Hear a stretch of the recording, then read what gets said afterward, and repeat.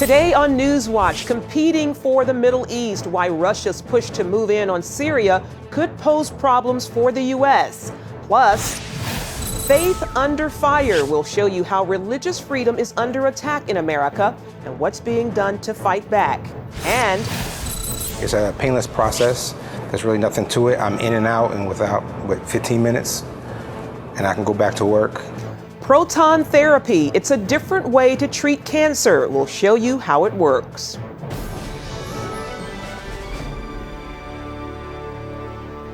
Thanks for joining us for CBN NewsWatch. I'm Charlene Aaron. President Obama chairs a UN meeting today on countering terrorism in the Middle East. Tomorrow, Russia will chair its own meeting on countering terrorism.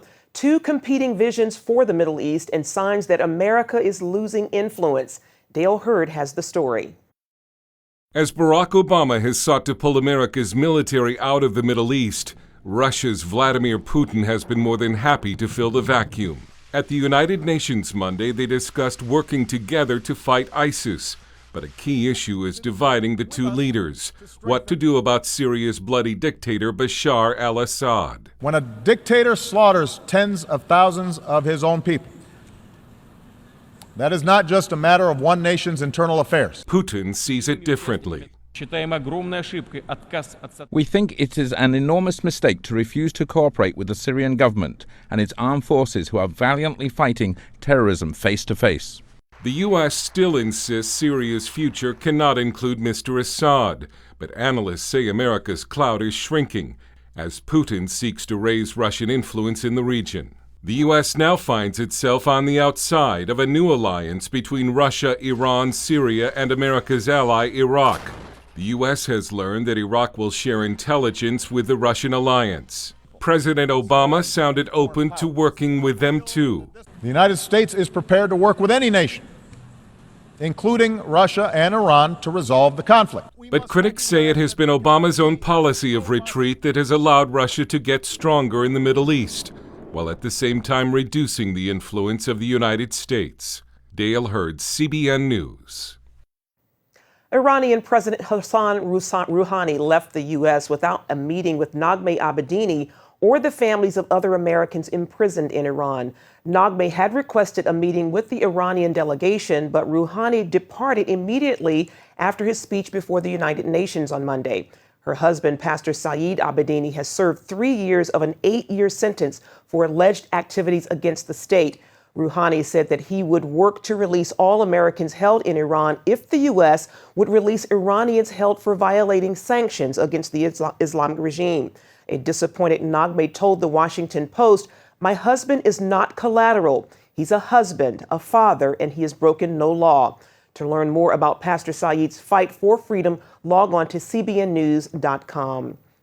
The U.S. military has launched an airstrike on an Afghan city captured by the Taliban. The city of Kunduz fell to the Taliban on Monday after an attack involving hundreds of fighters.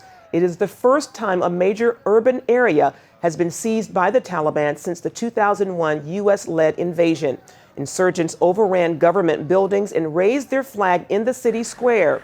The fall of Kunduz marks a major loss for the Afghan government as it struggles to combat the Taliban without the aid of U.S. and NATO combat troops. The head of Planned Parenthood is testifying before Congress today about how the company has been selling aborted baby body parts. Congress is investigating after undercover videos exposed the practice. Planned Parenthood President Cecile Richards is defending their role in harvesting babies' organs. She says they're proud to help with fetal tissue research. Opponents say they're breaking federal laws by profiting from fetal tissue sales and altering abortion procedures to obtain usable organs. They want Congress to stop shelling out $500 million in taxpayer funds for Planned Parenthood every year. But Congress is working to pass a short-term spending bill that does not end the abortion giant's funding. Well, Pope Francis is defending the rights of Kim Davis, the Kentucky County Clerk, who refused to endorse same-sex marriage licenses. On his flight home from visiting the U.S., the Pope said that the conscious rights of officials who object to gay marriage should be respected. Kim Davis was sent to jail for standing firm for her Christian beliefs. She recently spoke with CBN's David Brody on the Brody File about her case. and how some have criticized her because she was married 3 times before she gave her life to Christ. Why would God, of all people, choose me with my past to stand up and defend something that I had failed so miserably at in the world? And then I have to remember that I'm a new person, when I gave my life to Christ. His blood cleansed me, washed me clean, and the old has passed away, and the new stands in front of you. And I'm a very unlikely person to stand and to defend the Word of God. And you can hear more from Kim Davis at the Brody File at cbnnews.com. Well, at the same hotel where the Values Voter Summit was happening, an alarm was sounding about the flood of attacks on religious liberty across the country. Paul Strand was there. Defenders of religious liberty like Senator Ted Cruz and the Liberty Institute's Kelly Shackelford brought real-life examples to Washington of Americans attacked for their faith. The media likes to say the persecution of religious liberty. It's not real. It doesn't exist. They belittle it. They mock it. But there was Navy Chaplain Wes Motter, who for months faced getting booted out of the Navy and losing his pension. He was charged with giving biblical answers while counseling sailors about premarital sex and homosexuality. Frankly, it was very devastating for me, very emotional. I'm still a bit raw. I didn't know what the future was going to entail. I didn't know if I was going to have a job. If chaplains can't answer biblical questions with biblical answers, we don't have chaplains. And Liz Laverty was there, told by her public high school she couldn't have a Bible club at school. I was denied because my principal said it was a Christian club and that it was illegal. The only club that was denied was when she asked for a Christian club. I mean, there was a gay and lesbian club. There were all kinds of clubs. These cases are happening all over the country.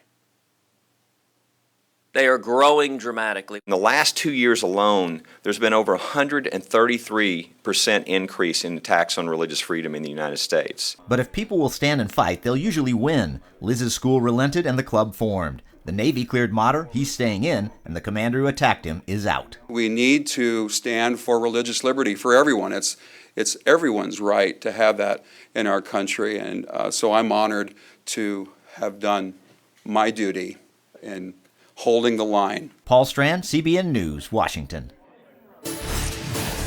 Coming up, a revolutionary way to treat cancer without surgery or side effects. We'll tell you more about proton therapy when we come back.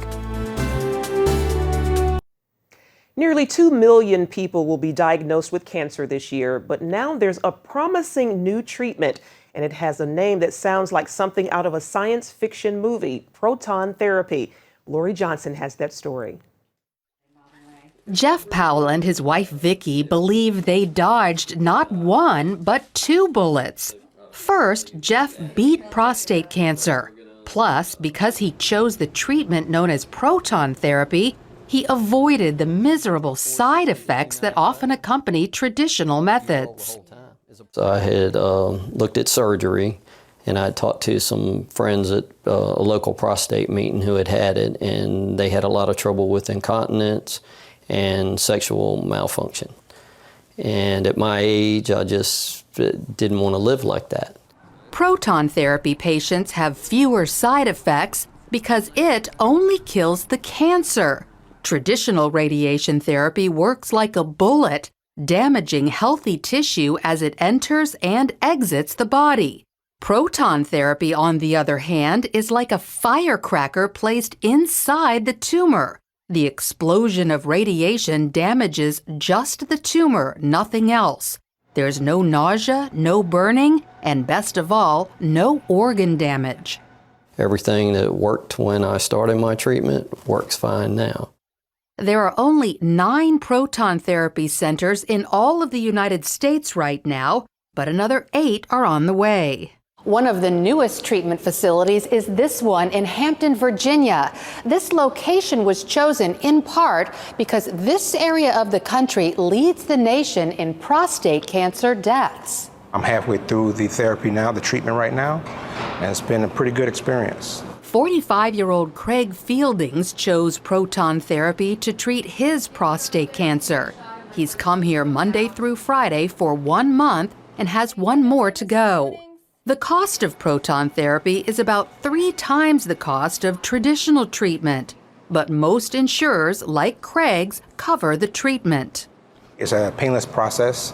There's really nothing to it. I'm in and out in without, 15 minutes, and I can go back to work.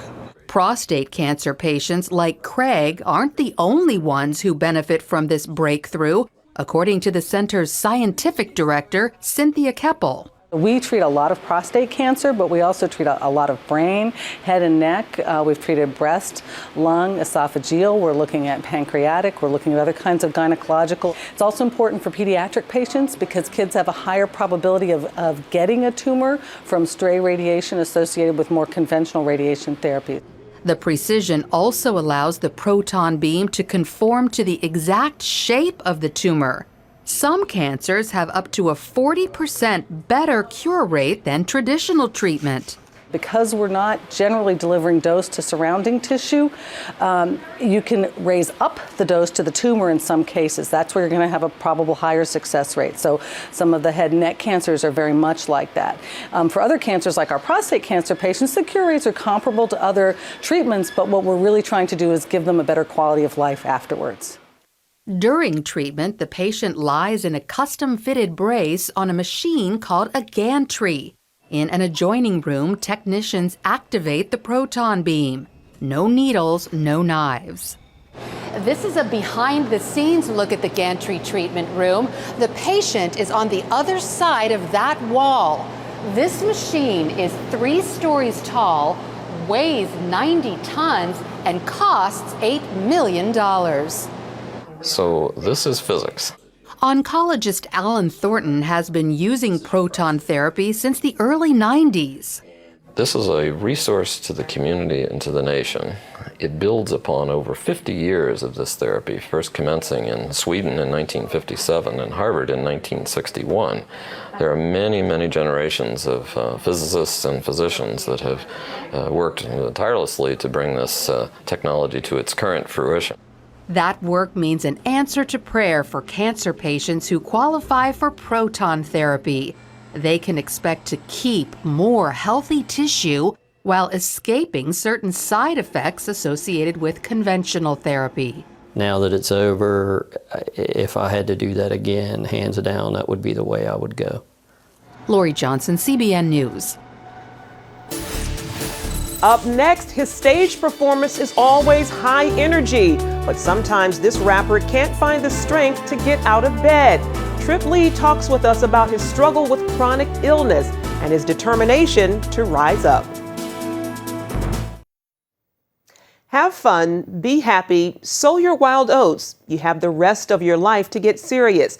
These are just some of the messages bombarding young people, but one hip-hop musician is singing a different tune, even in the face of a chronic illness. Ephraim Graham has the story. The stage is set, the sound check complete, and the crowd ready. Hip-hop artist Trip Lee is the man on the mic, and he's also known as Pastor William Lee Bearfield III. That we can be restored to that role through the Lord Jesus, who got sent for that very reason. His stage name and rap platform helps reach young fans with the gospel. You've been at this rap game now how long? About 10 years. 10 years. About 10 years, yeah. I signed a record deal when I was in high school. That deal was with superstar Christian rapper Lecrae's Reach Records. The two became friends after meeting backstage at a concert in Dallas, their hometown. Now, Rise is your 5th album? 5th album, yeah. What do you think is different about this than when you started with the first one? Very different stages of life, you know what I'm saying? I started that record when I was 17 years old in high school, my first album. And now I am 27 with 2 kids and a wife, and it's just a lot more mature. His latest music pokes fun at those humble beginnings and that very first concert tour with Lecrae. In his words, we've gone from bootleg tours to high-quality shows. On that tour, it was like people booked us. We showed up. We had a DJ play some music. and we rapped on it. The sound could have been terrible. The production wouldn't have been that great. We didn't think through our sets that well. Do you think God was any less glorified in those shows versus what you're doing now? I don't. You know, I think if we, God has called us to be faithful with what he's entrusted us with. Thank you so much for coming to the Rise Tour tonight. Trip Lee is also trusting his audience, sharing a painful struggle in his music. For more than 7 years, he's battled an illness that makes it hard to even get out of bed, let alone take the stage. You suffer from chronic fatigue syndrome. What is that? That's a good question. You know, doctors don't even understand it very well. But basically what it means for me practically in my life is I'm always tired. So I can't remember the last time I woke up feeling rested. And my body just doesn't recharge like normal bodies do. And it really has impacted my life in major ways. It has ruined lots of my plans. It's never gotten in the way of the Lord's plans, but it's ruined lots of mine. Fatigue forced Trip to drop out of college and later walk away from a full-time job as assistant pastor. I think I read that someone said you have the ambition of 2 men, but the energy of 1/4 of a man. True? Whoever said that is true, is accurate, yeah. And the Lord has taught me a lot through it, man. I mean, everything I do, from an album to a book to anything, I never just kind of cruise to the finish line. I just barely get it done. I just kind of drag myself across, barely limp. And that makes it so clear to me that anytime God uses something I do, anytime there's fruit from it, that it's not because of my strength, it's because of his. That supernatural strength has allowed this husband, father, preacher, and rapper to complete his second book. Like the album, it's also called Rise. A 3-minute song can have significant impact in your life, but I'm thinking, how can I take people even deeper? And writing is one of the ways that I want to do that. In this particular book, I just really wanted to address the crazy idea in our culture that while we're young, we're not that, our life and decision-making isn't that important yet, or that we can't make big impact for God, or that God doesn't expect that much from us. That could not be more false. I knew God could not have saved me for me to sit around and wait to live for him until late. Trip uses all platforms to deliver that rise up message, and he hasn't given up on the pulpit. He's joining forces with 2 other ministers to start Cornerstone, a new church in a struggling area of Atlanta. Is there, I guess, a pulling in you to try and choose? Do I go pastoring or do I continue rapping? Of course. Yeah, and that's been a battle for me over the past few years. One of the battles that's been in many ways hindered by my health, you know. So there have been times when I've tried to make the decision, you know what, I'm gonna leave music in the past and I'm just gonna pastor.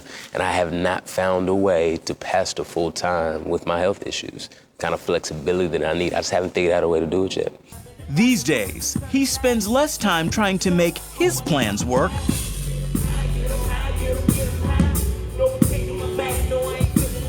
and more time following God's lead on stages he never really imagined for himself. If I trust in that God, then I know he's with me in the midst of this suffering, and that I can be content with him in that, and I can trust his plan much more than mine. God has never said, I'm gonna stamp all your plans as the best thing that ever happens. Actually, scripture says he's gonna change our plans sometimes. And that's what he's done. And I think in many ways, he's increased my dependence on him. And God is increasing the audience for Trip Lee. Ephraim Graham, CBN News, Lynchburg, Virginia. Is there life on Mars? That's the big question after NASA researchers revealed that liquid water has been found on Mars. The find is fueling speculation that life may have thrived at one time on the red planet. An imaging tool aboard the Mars Reconnaissance Orbiter confirmed the water across the surface of Mars. The evidence of flowing streams consists of dark, narrow streaks on the surface that tend to appear and grow during the warmest Martian months and fade the rest of the year. Today, we're revolutionizing our understanding of this planet. Our rovers are finding that there's a lot more humidity in the air than we ever imagined. As we ingest the soils, they're moist, they're hydrated, full of water. These discoveries are very important but they were only part of the hydrological cycle on Mars that we're just now beginning to understand. And the announcement has reignited excitement for future space exploration. And finally, today, we end today's newscast with a message from Ephraim that we hope will encourage you. It is time now for your Tuesday Tweetable. It's a message that I hope that you will post, tag, tweet, and share with others. Though I'm on the road right now traveling to bring you stories, I wanted to share this. Consider this point. God, the creator of all, knows who you are. In fact, he knew you, formed you, and called you and set you apart before you were even born. So stop trying to be a copycat of someone else and be the original he's called you to be. Make this a terrific Tuesday. Wonderful, wonderful thing to remember. And thanks, Ephraim, for that. That's going to do it for now on CBN NewsWatch. You can find more of our exclusive coverage of the issues you care most about at cbnnews.com. We hope you join us next time. Have a great day. God bless.